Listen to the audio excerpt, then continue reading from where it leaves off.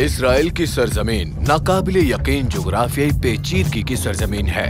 मैं Jack back हूँ। मैं किताबे मुकद्दस का जुग्राफियादान हूँ और मैं यहाँ अर्ज़े मुकद्दस पर उन तमाम जुग्राफियाई इख्तलाफात को तलाश करने आया हूँ जो इस सरजमीन पर मौजूद हैं। और मैं किताबे मुकद्दस के मौल्लिम की हैसियत से यहाँ आया हूँ क्योंकि हमारी किताबे मुकद्दस और इन कहानियों को बेहतर तौर पर समझने के लिए जो सिर्फ इन जगहों पर फिट बैठती हैं जहाँ वो रूनुमा हुई हैं, तो हम एक सफर पर रवाना हैं जिसमें इस खित्ते के हर तरह के मुख्तलिफ मकामात का दौरा करेंगे। और जबकि कोहे हरमून हमारे अकबी मंजर में है, हम दरियाए उर्दन की वादी के जुनूब में एक और जुग्राफियाई इलाके गलील की पैरवी करेंगे। मैं आपको किताबे मुकद्दस के बारे में सोचने और पढ़ने का एक तरीका दिखाने जा रहा हूँ जिसका आपने कभी तजुर्बा नहीं किया होगा।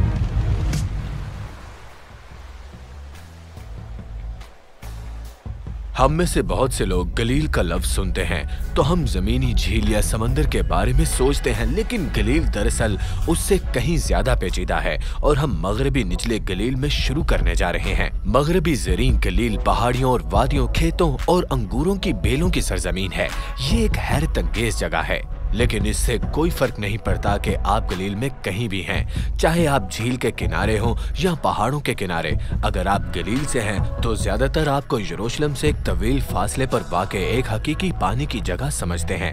वादी गलील ये वाकई एक हैरत अंगेज और पेचीदा सरजमीन है। मैं दो मुख्तलिफ दुनियाओं के दरमियान खड़ा हूँ। ये वादी यज़रिल है, ये खुला है, ये बैनुल अक़वामी है, गलील के इलाके के बिल्कुल जनूब में वाक़े है। आप जानते हैं कि मैं हमेशा किस चीज से हैरान होता हूँ कि जमीन कितनी तेजी से कम फासले पर तब्दील होती है। सिर्फ 1100 फीट की बुलंदी पर आती है और एक आधा मील अंदर की तरफ हरकत करती है। मैं अभी नासरत में हूँ, लेकिन नासरत अभी बंद है। ये मकामी है और अगर आप यहाँ से हैं तो आप नामालूम हैं।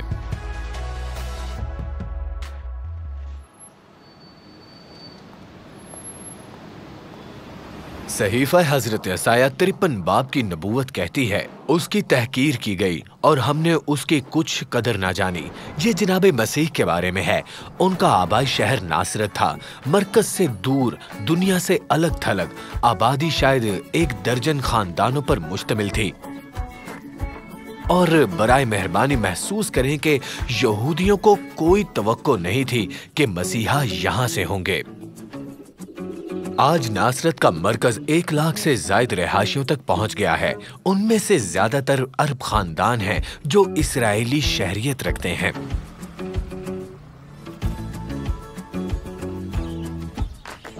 इस बात को बेहतर तौर पर समझने के लिए कि जनाब मसीह के दौर में नासरत कैसा नजर आता था, मैं यहाँ नासरत के गांव में हूँ। ये एक जिंदा बैरूनी अजायब घर है जो पहली सदी के खंडरात पर तामीर किया गया है, जो घरों, गधों और छतों वाले खेतों से भरा हुआ है। जनाब मसीह ने अपनी जिंदगी की 2 दहाइयां यहाँ गुजारी हैं। ये नथानियल हैं, एक टूर गाइड जो जायरीन को नासरत में गांव की जिंदगी के बारे में सिखाते हैं। इस माहौल ने जनाब मसीह को किस तरह से शक्ल दी है। नथानियल, अगर मैं वक्त में वापस जाऊं, ठीक है, यानी एक टाइम मशीन में सवार होकर उस वक्त में जाऊं और थोड़ी देर के लिए जनाब मसीह के साथ चलूं, तो वो एक दिन का मंजर कैसा होगा? मतलब वो अपने सारे दिन में क्या करते होंगे, मसलन किस तरह से जिंदगी गुजारते होंगे वो अपनी। इसलिए कि हम समझते हैं कि नासरत के बारे में हम तारीखी तौर पर बहुत कुछ नहीं जानते। ये शायद एक छोटी सी जगह और खेती बाड़ी का इलाका था, इसलिए गुजर बसर के लिए खेती रोज़मर्रा की चीज़ होगी। आप जानते हैं कि जैसे हम भेड़ों के बारे में बात करते हैं, जैसे दरख्त और अंगूरों के बारे में, और आपके पास क्या है, तो एक आम दिन शायद सूरज की रोशनी में जागना, एक साथ हल्का फुल्का खाना खाना। औरतें पहले ही दिन का आगाज़ खाना तैयार करके करती हैं और मर्द रोज़ाना की मजदूरी करने के लिए खेतों में जा रहे हैं। या जनाब मसीह और उनके वालिद हज़रत यूसुफ के मामले में यकीनन वो अपने काम में मसरूफ़ होंगे। फिर सारा दिन काम करते होंगे और फिर घर आते होंगे। शायद जब सूरज गुरूब हो रहा होगा वो शायद दोपहर का खाना साथ ले जाते होंगे, या अगर कटाई कर रहे होते तो जो कुछ काट रहे होते थे वही खाते थे और फिर वापस आते हल्का फुल्का खाना खाते। इस आजिज़ाना माहौल में नासरत की मेहनत कश तबके की बरादरी ने यहूदी इबादतगाह में अपनी जिंदगियां इसलिए गुजारी क्योंकि वो यहूदियों की निगरानी करते थे। यहाँ हम पहली सदी की इबादतगाह की नकल में हैं। जबरदस्त। बहुत मुनफरद इमारत। यकीनन हमें पहली सदी की दीगर इबादतगाहों की बाक़ियात और डिज़ाइन और मवाद हर चीज़ इन जगहों से मुतासर करदा है, और कुछ ऐसी खसूसियात हैं जो पहली सदी की यहूदी इबादतगाहों में आम हैं। इसकी एक कलीद यूनानी ज़ुबान में सिनागोग और इब्रानी ज़ुबान में बैत कनीसियत का नाम है। दोनों का मतलब है इज्तिमा की जगह, और इसलिए हम यकीन रखते हैं कि ये एक कम्युनिटी सेंटर की तरह काम करता होगा।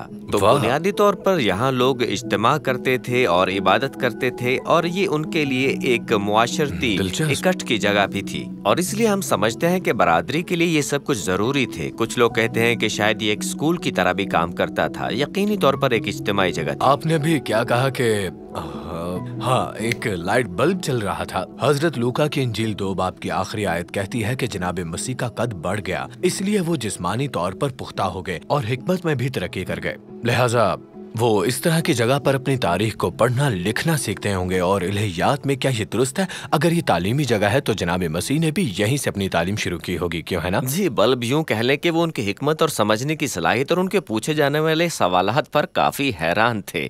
तो इस ज़िमन में मैंने कहा, जी हाँ, आप रहते हैं, काम करते हैं और इस जगह में सांस लेते हैं जो इस गाँव की नुमाइंदगी करती है। जहाँ जनाब मसीह मौजूद थे, वो कम अज कम चंद दहाइयों तक इस जगह पर रहे और फिर चले गए। और जहाँ तक मेरा ख्याल है वो सिर्फ यहाँ वापस एक बार ही आए थे, है ना?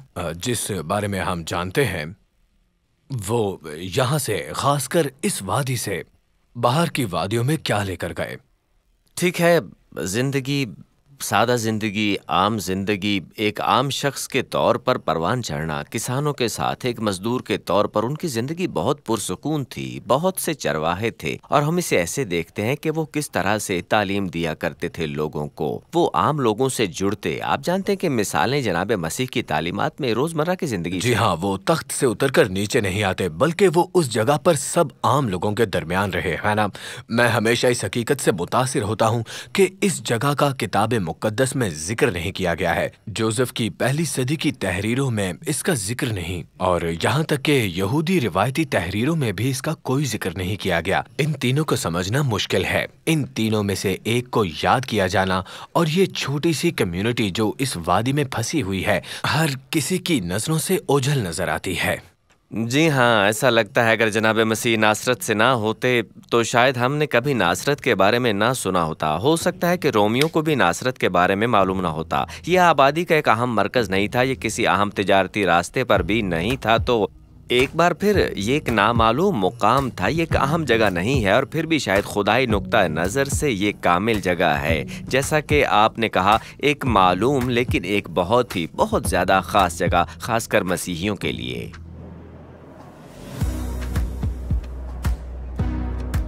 मसीहा यहाँ से कैसे आ सकते हैं? कमजोरी और कम ताकत वाली जगह। पहले कुरंथियों 1 बाब 27 और 28 आयत में कहा गया है कि बल्कि खुदा ने दुनिया के बेवकूफों को चुन लिया कि हकीमों को शर्मिंदा करे, और खुदा ने दुनिया के कमजोरों को चुन लिया कि वो जोरावरों को शर्मिंदा करे, और खुदा ने दुनिया के कमीनों को और हकीरों को बल्कि बेवजूदों को चुन लिया कि मौजूदों को नीस्त करे। खुदा ताला के तरीके हमारे तरीके नहीं हैं। नासरत ने जनाब मसीह को पनाह दी और उन्हें वो चीजें दी जिनकी उन्हें बैरूनी दुनिया से राब्ते कायम करने की जरूरत होगी। जनाब मसीह के पैरोकारों में से एक ने एक बार कहा था कि क्या नासरत से भी कभी कोई चीज अच्छी निकल सकती है?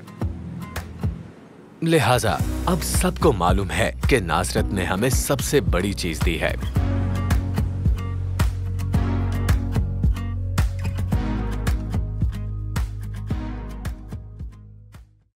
अजीज नाजरीन, इस वीडियो को देखने के बाद अगर आप इंजील शरीफ का मुफ्त नुस्खा हासिल करना चाहते हैं तो हमें अपना मुकम्मल पता बमा मोबाइल फोन के अरसाल कर दें। हम पूरी कोशिश करेंगे कि आप तक इंजील शरीफ का मुफ्त नुस्खा पहुंच जाए।